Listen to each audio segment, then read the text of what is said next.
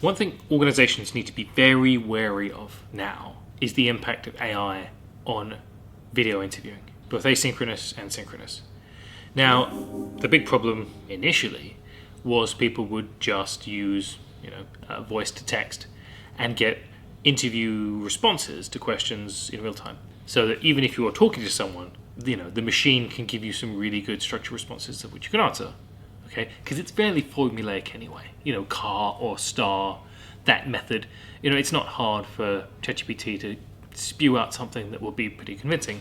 The problem at the time was that, you could sort of see when someone was looking to the side and reading. Now, is for the candidate is to use deepfake technology to just imprint on the video eye contact to make it look like you're not reading. That is shocking to many people, I know, but apparently maybe 25%, of people are doing this.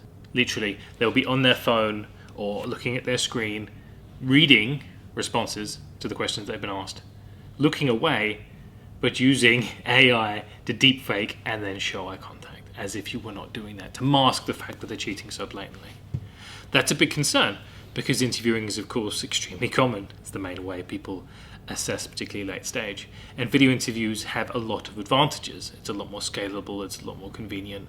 It allows you to interview people regardless of where they are. It's a low barrier to entry. It's a shame that people now find ways to get around that.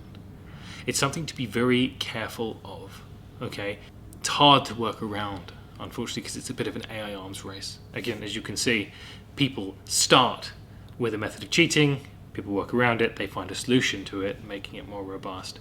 The only advice that we do have, of course, is particularly when doing early screening, where it's not possible to be inviting people in face-to-face, where you want to get those numbers down for shortlist. Assessments, I think, are just a better solution than interviews. You should reserve those for very much the end of the process. There are a lot more protections in place when it comes to assessments than there are video interviews.